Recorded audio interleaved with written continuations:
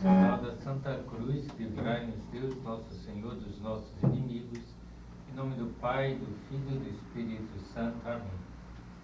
Meu Senhor e meu Deus, creio firmemente que estás aqui, que me vês, que me ouves. Adoro-te com profunda reverência. Peço-te perdão dos meus pecados e graça para fazer com fruto esse tempo de oração.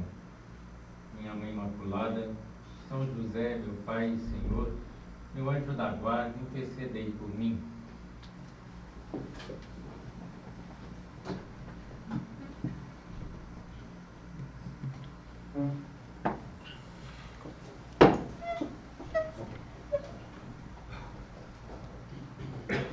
Meditamos na primeira parte do recolhimento sobre a humildade. Dizíamos que a virtude humana básica, fundamento sólido para edificar as demais virtudes, mas a essência da virtude não está na humildade, mas no amor, na caridade, que direciona o nosso coração a Deus, que permite amar a Deus com todo o coração, com toda a alma, com toda a inteligência, com todas as forças, ao nosso próximo como a nós mesmos. E esse é o grande ensinamento do cristianismo, contido naquelas palavras repetidas pelo Senhor na última ceia: este é o meu mandamento, amai-vos uns aos outros como eu vos amei. E Jesus nos amou até o extremo de dar a vida por todos, por cada um de nós. São João, na sua primeira epístola, vai dizer: nós conhecemos e acreditamos no amor que Deus tem por nós. Nós também acreditamos no amor que Deus tem por nós, mas podemos acreditar mais, né? Com uma fé mais viva, mais eficaz, mais operativa, que nos deve agir também por amor, querendo corresponder ao imenso amor de Deus por nós. São João dizia na mesma epístola: Deus é amor e chama-nos a viver de amor. O Papa Francisco, em uma audiência alguns anos atrás, nos recordava: essa é a nossa vocação mais elevada, a nossa vocação por excelência, a vocação ao amor. Tantas vezes Santa Teresinha dizia que a sua vocação era amar. Mas não só Santa Teresinha, todos nós. A nossa vocação é amar. O nosso amor a Deus, que é caridade sobrenatural, é uma correspondência ao amor divino por todos e cada um de nós. E nos leva a amar os outros, porque os outros são amados por Deus, muito amados por Deus, são filhos de Deus.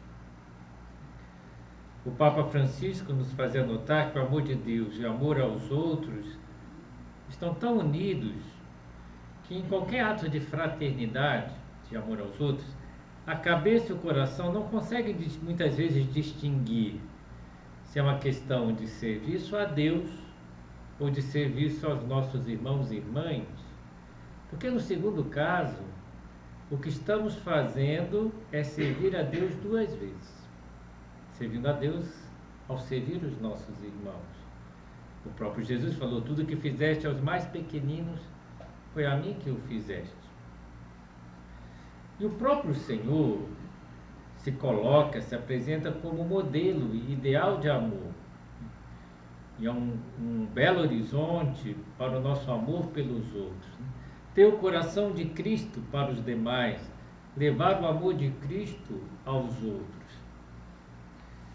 E na nossa vida é tão decisivo o amor aos outros, que São João dizia na primeira epístola também: sabemos que passamos da morte para a vida, porque amamos os nossos irmãos. É uma frase muito forte: passamos da morte eterna para a vida eterna, né? Se nós amamos os nossos irmãos. Devemos amar a todos, é uma ordem na caridade: primeiro a Deus, sobre todas as coisas, depois os nossos parentes próximos, depois os nossos amigos, conhecidos, mas depois a caridade se estende a todas as pessoas do mundo. Ninguém nos pode ser indiferente. O Papa Bento XVI dizia: cada um de nós é fruto de um pensamento de Deus. Deus pensou em nós. Cada um de nós é querido. Cada um de nós é amado. Cada um de nós é necessário.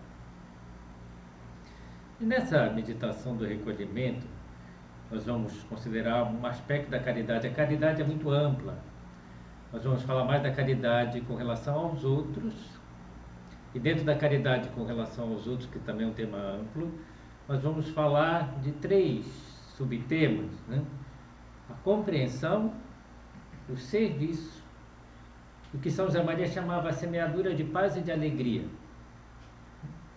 Comecemos pela compreensão. Pela palavra compreensão, muitas pessoas consideram apenas o seu aspecto mais negativo, de não nos incomodarmos com os defeitos e as faltas dos outros. Mas a compreensão é muito mais ampla do que isso. Não é só ter paciência com os defeitos dos outros. É o que podemos notar pelo ponto 463 do livro Caminho, de São José Maria, né? Que diz: mais do que em dar, a caridade está em compreender. Mais do que dar coisas, ajudar os outros, a caridade está em compreender. A compreensão é fruto da caridade, do amor que compreende a outra pessoa completamente. Vê, antes de tudo, as virtudes e a qualidade dos outros, não os defeitos ou falhas. Senão, não compreendemos a pessoa no seu todo, se só estamos olhando para os defeitos. E as pessoas têm mais qualidades do que defeitos.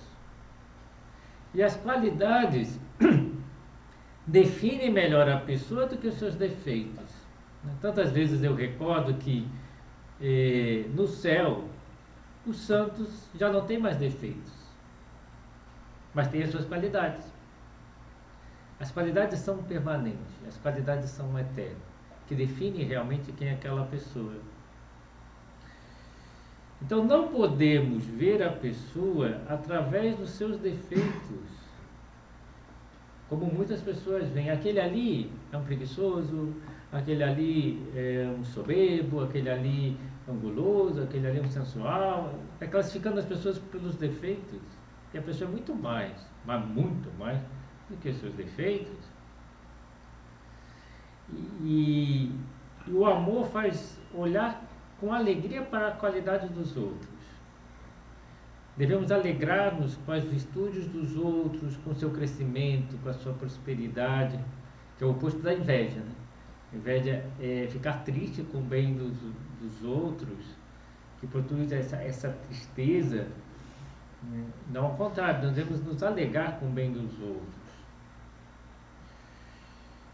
E as pessoas valem muito mais do que aquilo que nós somos capazes de ver com o nosso conhecimento habitual. Na carta aos Hebreus, essa carta nos exorta a não esquecer a hospitalidade. E faz um comentário muito interessante, diz: graças à hospitalidade, alguns, sem o saberem, hospedaram anjos. O que significa isso? Que as pessoas são anjos? Não. As pessoas podem ser santas, né? Mas hospedaram santos, pessoas muito elevadas. Pode ser que nós estejamos vivendo com pessoas que serão santas no futuro. Aqui em Florianópolis, né, tem um rapaz que frequentou o Opus Dei, que está em processo de beatificação. Então, muitos de nós podemos dizer: eu convivi com um santo, se ele for santificado. Mas há muitos que não serão beatificados e nem canonizados, que foram santos, e que nós vivemos com eles. Então, saber ter esse olhar, essa pessoa que está convivendo comigo, um dia será santa, provavelmente, um dia estará no céu. Provavelmente se luta para ser um bom cristão. Então, a compreensão que nasce do amor olha primeiro para as qualidades, depois vê os defeitos, sim, mas a forma de ver não é uma forma condenatória, é de quem quer ajudar. E São José Maria dizia que alguém que conhece bem a natureza humana desejaria compreender a todos, desculpar a todos. O que ele quer dizer com isso? Eu penso que um sacerdote que vai lidando muito com as pessoas, atendendo muitas confissões, vai vendo que as pessoas caem mais por fraqueza do que por maldade. E que a natureza humana é bem débil, bem fraca, né? Então, normalmente um sacerdote quer compreender e desculpar todo mundo, porque ele vê, que pena, né? Que ele cai por fraqueza, né? Tem gente que cai por maldade, tem gente que cai por maldade, mas é muito mais raro. A maioria das pessoas que caem em pecado caem por fraqueza e se lamentam de terem caído. E dizem claramente: eu fui fraco, né? Não aguentei, não suportei, fui fraco e perdi a paciência, fui fraco e caí numa tentação, e fui fraco. E quem sofre mais com seus defeitos, com seus pecados, é a própria pessoa que os comete.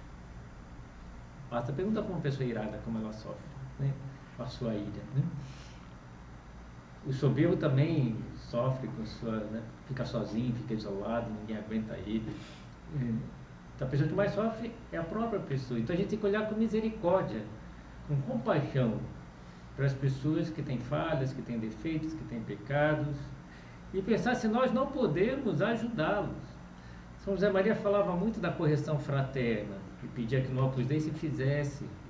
Quando a gente vê o defeito de alguém que a pessoa não está vendo, procurar ajudar, e é uma ajuda caritativa, da caridade, para poder essa pessoa ser melhor, ajudar ela a ser santa, ajudar ela a crescer.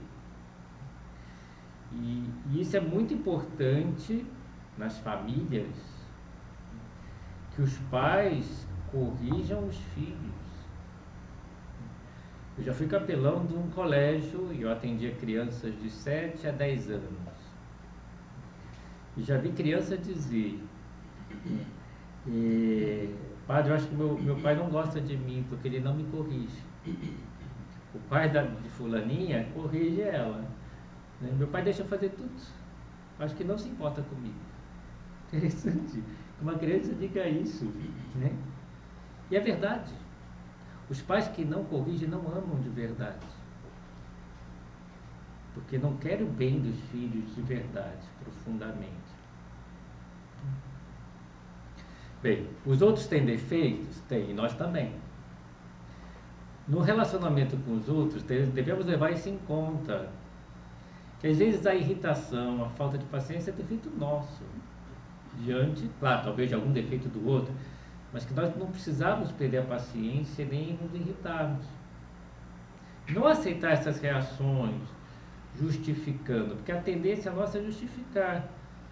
Eu perdi a paciência porque também vou te contar, né? Olha o que ela disse, olha o que ela fez, olha, né, como olhou, olha, não se justifica, né? E às vezes consentimos em pensar mal dos outros e falar mal dos outros. É que não podemos mesmo aceitar. E quando percebemos isso, pedir perdão a Deus e pedir essa capacidade de compreender melhor os outros. Pedir a Deus que dilate o nosso coração. Então, dominar, mitigar as impaciências. Há um escritor que fala muito da paciência, tem um tratado sobre a paciência, São Cipriano de Catarro. E eu leio um texto dele que eu acho bem interessante. A caridade é o vínculo que une os irmãos, o fundamento da paz, a juntura que dá firmeza à unidade, que é superior à esperança, à fé, que supera a esmola e o martírio, que permanecerá sempre conosco no céu. Então, nós estamos falando da caridade. Tira-lhe, porém, a paciência e a caridade vai ficar devastada. Uma caridade sem paciência, uma caridade devastada, não fica nada. Então, quando a gente é muito impaciente, não tem caridade. está faltando amor, está faltando caridade. A compreensão também nos leva a evitar discriminações, simpatias exageradas, antipatias exageradas, né? Tratar todos bem, porque todos são filhos de Deus, procurar nivelar por cima, tratar os outros como aquele que nós mais amamos. E às vezes tem pessoas que se levam muito pela antipatia gratuita. O outro não fez nada para ser maltratado, porque tem um temperamento um pouco diferente, que a gente não gosta, mas Deus gosta daquela pessoa assim, com o temperamento que ela tem. Às vezes as pessoas têm sensibilidades diferentes, interesses diferentes, e essa diversidade enriquece. As pessoas não precisam ser iguais a nós. Então, saber compreender as diferenças temperamentais. Eu conheço um casal em Curitiba que dá aula para casais, para noivos e também pessoas que querem melhorar o relacionamento de casal. E eu perguntei uma vez sobre quais eram os temas que eles falavam. E todos os temas eram de compreensão. Tirando o primeiro, que é o amor humano, que é um tema mais antropológico, os outros, o segundo tema era diferenças homem e mulher, para que o homem entenda a mulher entenda o homem. Né? Aprender a conjugar o nós, tomar decisões em conjuntos, que já tem bastante de compreensão aqui também. O quarto tema, as linguagens do amor. Para entender que cada um manifesta o amor de uma forma e quer receber um amor de outra forma. A última aula, diferenças temperamentais. No fundo é um curso de compreensão. Entender que o outro é diferente e eu preciso compreendê-lo. Né? Será que eu quero que as outras pessoas sejam iguais a mim? Não serão. Nunca. Tu tem que compreender como elas são. E para isso eu preciso ganhar afabilidade, dizia o prelado do Opus Dei, Dom Fernando Cares, alegria, paciência, otimismo, delicadeza, que torne amável o nosso relacionamento, para que as pessoas se sintam acolhidas e se sintam felizes. Passemos para o segundo ponto da fraternidade que eu escolhi hoje, o espírito de serviço. Pensemos que Jesus Cristo dizia: o Filho do Homem, Messias, não veio para ser servido, mas para servir. Deus veio servir. Eu estou entre vós como aquele que serve, de Jesus. Então, o serviço consiste numa expressão de amor, de afeto, de sentir como nossas as necessidades dos outros. E não ser indiferente aos sofrimentos, aos problemas, às necessidades alheias. Ter o coração e os olhos bem abertos pela caridade. Me recordo agora do Papa Bento, que quando comentava a parábola do bom samaritano, dizia que a nossa caridade tinha que ser como a do bom samaritano, um coração que vê o outro, que vê as necessidades, que vê os problemas, para poder ajudar os outros. E devemos tomar muito cuidado para não viver como estranhos ou pessoas indiferentes. Isso pode acontecer muitas vezes porque esse mundo corrido às vezes se enche de atividades que na prática impedem de conviver com os outros. Fazemos tantas coisas, mas não temos tempo para os outros. Encontramos as pessoas, mas não paramos para conversar, para conviver. Não aprofundamos nos nossos relacionamentos. Outro problema sério hoje em dia é o celular, né, que faz com que conheçamos pouco as pessoas que estão ao nosso lado, para ficar conversando com pessoas que estão longe. E vejo, atendo muitas mulheres que reclamam muito dos maridos nesse aspecto. Meu marido chega em casa e fica grudado no celular. Muitas dizem isso, né? Não dá atenção para os filhos, não dá atenção para mim, né? Ele vai dizer a esposa. De certa forma, usar o celular quando a gente conversa com alguém é dizer: você não me interessa, tem coisas mais interessantes para eu fazer agora. E na família é dizer: vocês todos não me interessam. É forte. Bem, ter essa disponibilidade para os outros, de tempo, de atenção, um tempo de qualidade, como se diz hoje em dia, e essa disponibilidade para ajudar o próximo, mostrar-se sensível às suas necessidades. Então, para isso é necessário o sacrifício, mas a gente se torna feliz. O próprio Jesus falou, né? Vós me chamais mestre e senhor, e bem o fazeis porque eu sou. Eu sendo mestre e senhor, vos lavei os pés. Vós deveis lavar os pés uns aos outros. E sereis felizes se assim o praticardes. Querem ser felizes? Sirvam os demais. Por último, eu gostaria de falar dessa semeadura de paz e de alegria, que todos nós devemos semear paz e alegria no nosso lar. Rosa Maria insistia muito disso. Sejamos semeadores de paz e de alegria. Mas para ter paz e transmitir paz, primeiro é necessário ter a paz no coração. Para isso, os sacramentos, a confissão. Uma pessoa que não está na graça de Deus é uma pessoa que não tem graça, é uma pessoa azeda, né? É uma pessoa que se irrita muito facilmente, porque ela está descontente com ela mesma. Como ela vai transmitir paz aos outros? Então, confessem para transmitir paz aos outros. Comunguem, né? Para crescer na graça de Deus. Esse é fundamental. Esse alegrai-vos no Senhor, que dizia São Paulo. Porque a alegria profunda só em Deus. Que a gente esteja muito perto de Deus. Né? Então, que não fiquemos tristes, porque a alegria do Senhor é a vossa fortaleza, diz Neemias. Todos nós podemos passar por situações difíceis, por problemas, contrariedades. Achei interessante na véspera do Ano Novo, o Papa Francisco, quando reza uma oração chamada Vésperas, ele disse nessa vez umas palavras.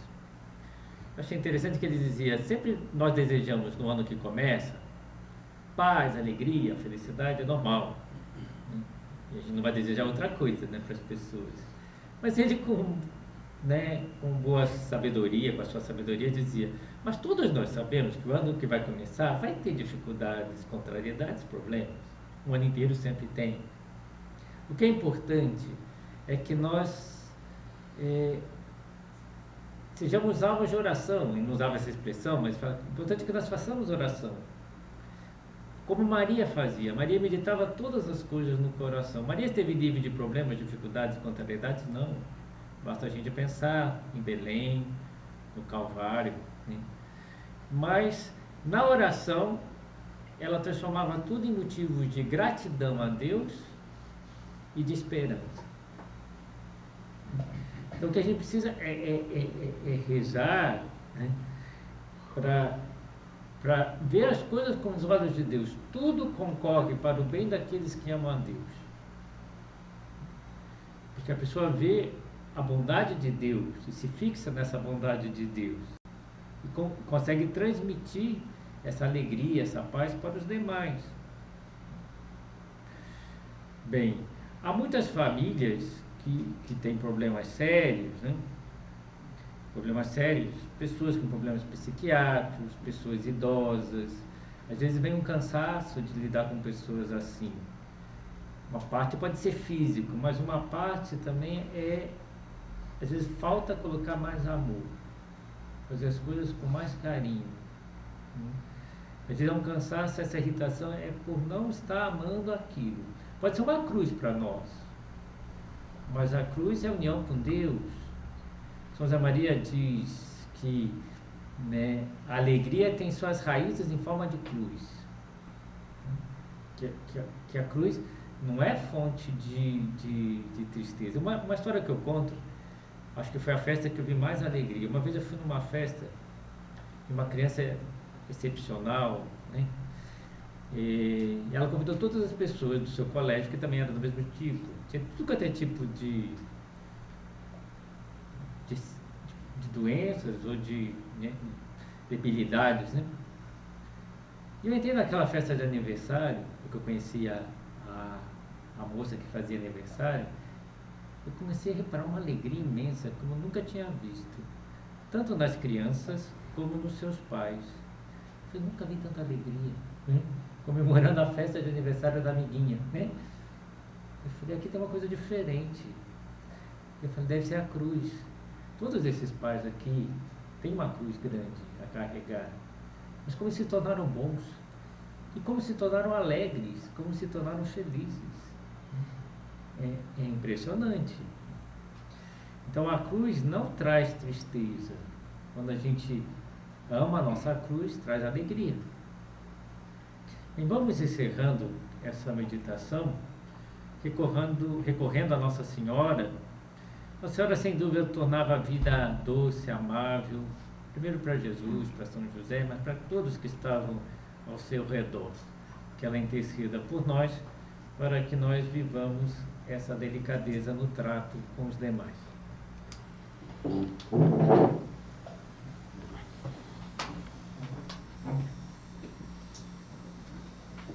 Dou-te graças, meu Deus, pelos bons propósitos, afetos e inspirações que me comunicaste nessa meditação. Peço-te ajuda para os pôr em prática. Minha Mãe Imaculada, São José, meu Pai e Senhor, meu anjo da guarda, intercedei por mim.